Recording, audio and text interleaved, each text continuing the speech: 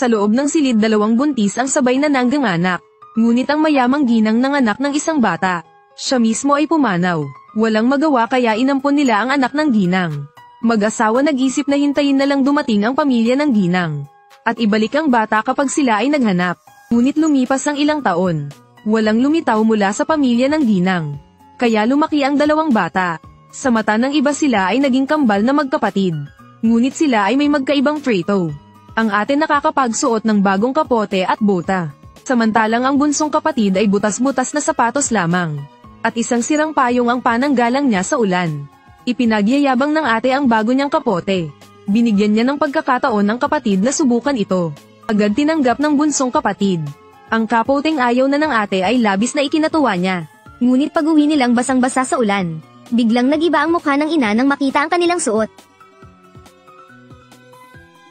Inay, inutusan ng ina ang bunsong kapatid na habarin agad ang kapote. At ipinagbawal na kunin ang anumang gamit ng ate. Kapag naulit pa ay palalayasin siya. Hindi ko ito inagaw. Wala akong sinabi. Siya mismo ang nagbigay sa akin. Hindi ako nangagaw. Oo, inay ako ang nagbigay sa kanya. Hindi siya nangagaw. Ako ang nagbigay sa kanya. Tama na, inay. Bakit ka umiyak? Si Yinsi malungkot na hinubad ang kapote at magmukha balik sa silid. Sa mga oras na yun, hindi pa alam na hindi pa nasa kunin ang anak niya. Ngunit kailangan pa niya sumilaw sa kanya. Pumunta sa dulo ng bayo upang ilaya ang tubig para ate. Sa kanila naman sa ibig ng Yinsa. Tama na, ate, nasa hindi pa silid ng araw. Si Yinsi naman dapat hindi dapat lumitaw.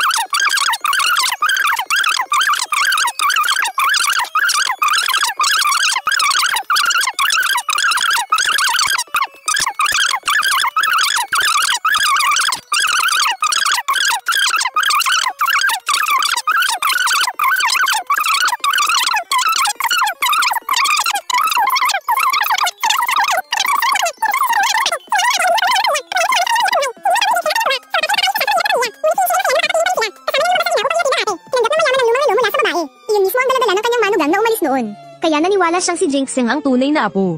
Habang pinagmamasdan ang pag-alis ng ate kasama ang mayaman. Si Yinxing ay punong-puno ng pangungulila.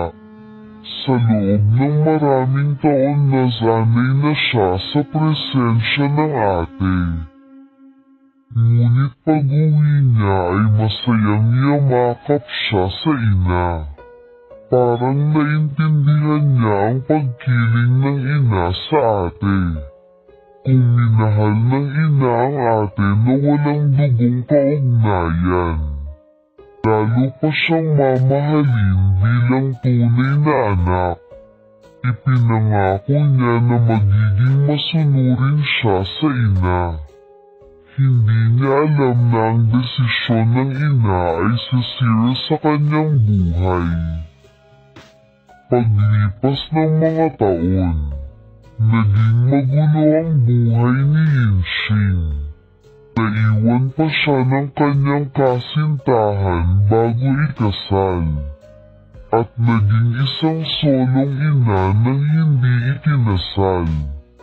Kinailangan niyang magtrabaho ng 3 trabaho araw-araw para mabuhay ang pamilya. Pag-uwi kailangang buhati ng anak at alagaan ng 2 batang kapatid. Isang araw nang hindi niya alam, nakakita siya ng ate Jinxing sa lungsod. Puno siya ng hiya at hindi makalapit. Sa pananamit pa lang alam niyang maganda ang buhay ng ate. Ngunit ngayon ang ina ay na-hospital at walang nag-aalaga. Napilitan siyang hilingin sa ate na dalawin ng ina. Nagkunwaring nag-aalala si Jinxing sa harap. Ngunit ang totoo ay takot siyang gambalain ni Yinxing ang kanyang buhay.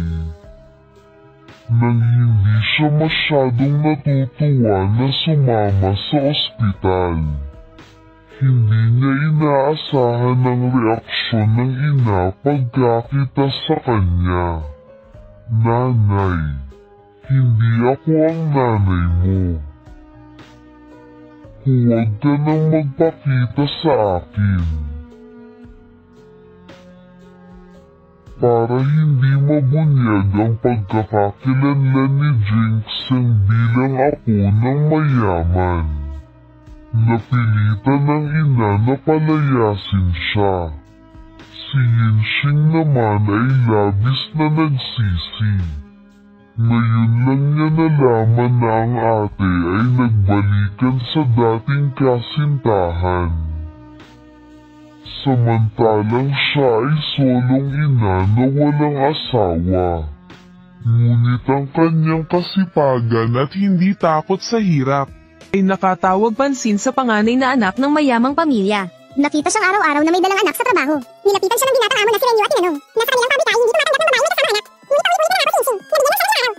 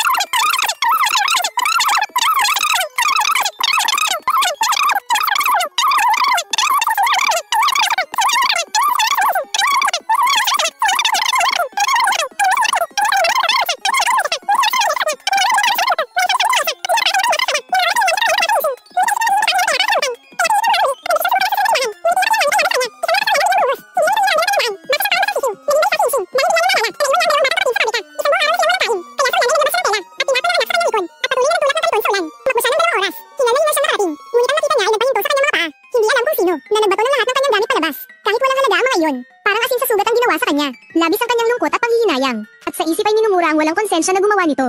Ngunit nang matapos niyang pulutin at pumunta sa tirahan sa pabrika, wala na ang kanyang dalawang kapatid. Hinahanap niya ngunit wala pa rin. Kaya dali-dali siyang umakyat sa silid ng amo, at tinanong kung pinaalis ba nito ang kanyang mga kapatid. Kaya pala itinapon ang kanyang gamit sa pinto, ngunit hindi siya sinagot ni Renyo. Bagkus inutusan siyang panasan ang tubig na kumalat. Nang makita ang kanyang kalupitan, nainis si Yinxing at nagtapak-tapak. Balisa siya sa kaligtasan ng mga kapatid. Kaya napamura siya kay Renyo. At sinabing dahil sa malamig niyang ugali, walang kamag-anak o kaibigan, na gustong tumulong sa kanyang naluluging pabrika. Ngunit nang lumingon siya, nakita niyang natutulog ang dalawang kapatid. Doon lang niya nalaman na nagkamali siya kay Renyo, na hindi pala siya ganap na walang puso. Kaya buong tapang siyang humingi ng paumanhin. At nagtanong kung pwede siyang makituloy ng ilang araw. Nakita niyang mag-isa si Yinxing na may 3 bata, na talagang mahirap ang kalagayan. Kaya napilitang pumayag si Renyo. Kinabukasan dinala muli ni Yinxing ang mga paninda sa ate, at nakiusap na ipakilala siya sa may-ari ng gusali.